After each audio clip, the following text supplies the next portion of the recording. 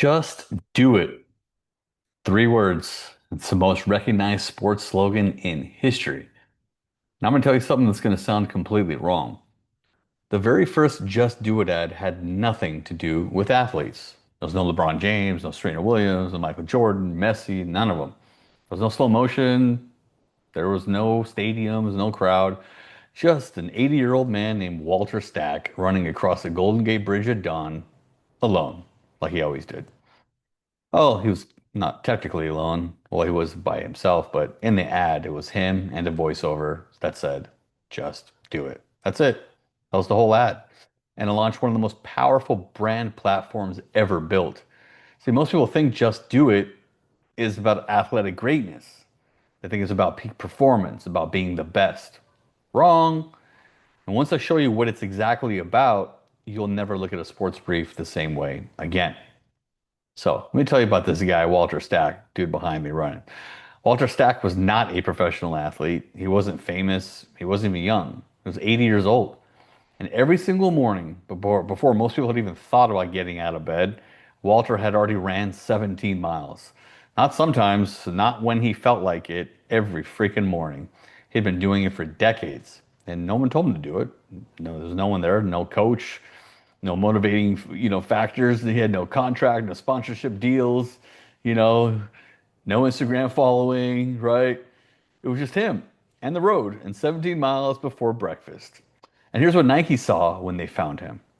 They didn't see an 80-year-old man. They saw the purest possible expression of what it means to just do it. Not because he was the fastest, not because he was the strongest, but because nothing was making him, and he did it anyway. That distinction is everything, and it leads us directly to the insight. Now, here's the question Nike asked that nobody else was asking. Not what does our shoe do? Not who is our target demographic? Not how do we compete with Adidas? No, instead they asked, what does it actually mean to be an athlete? And the obvious answer, the one every other sports brand was using, was to be the best, to win, to perform at the highest possible level. And look, that's a great insight if your audience are professional athletes, right? If that's your audience, absolutely win. That's what they're all about. But Nike's audience wasn't just professional athletes. It was everyone. It was the weekend runner. It was the person who just joined the gym. It was a 60-year-old who just decided to start walking, right? It was the kid who wasn't the fastest on the team but showed up every day anyway, right? And for all of those people, the be the best insight, it doesn't land for them because they know they're not the best. And an ad telling them to be the best just makes them feel like they're not only that they're not the best, but it makes them feel like they're not enough. So Nike went deeper. They asked, what is the one thing every single person, from an elite marathon runner to the person just getting off the couch, what do they all have in common? The answer they found was simple.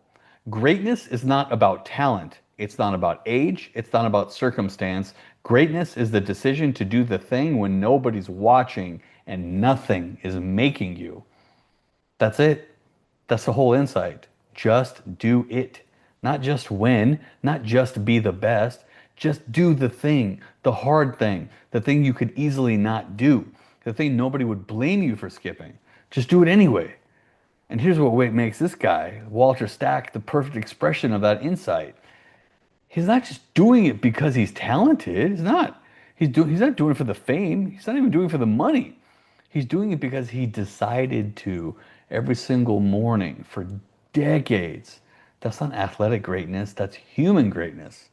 And that's an insight that works for absolutely everyone. Now, here's the thing that surprises most creatives when I explain this. Walter Stack is nobody's target demographic. He's 80 years old, or he was at the time, right? Nike sells shoes to young people, active people, aspirational people. By every conventional marketing logic, this man should not be the face of your brand launch. And yet, he was, and the ad worked. The slogan became iconic and it launched a brand platform that's lasted nearly 4 decades. Why? Because of something I call the specificity principle. Come up with it, hard time pronouncing it. Specificity principle. You see, when you try to write an insight that applies to everyone, you write something that resonates with no one. I always say if you're trying to talk to everybody, you're talking to nobody, Okay. But when you find the one true, one specific, honest human thing, the thing that's so particular it almost feels too narrow, something unexpected happens. Everyone recognizes it because the most important, most universal human experiences are also the most specific ones. Walter Stack running 17 miles before breakfast at the age of 80 is extremely specific. And yet, every single person who watches it thinks, I know that feeling. The feeling of doing the hard thing when nothing's making you. The feeling of choosing discipline over comfort. The feeling of being the only one who knows you showed up. That feeling is universal. Walter Stack is just the most specific possible expression of it.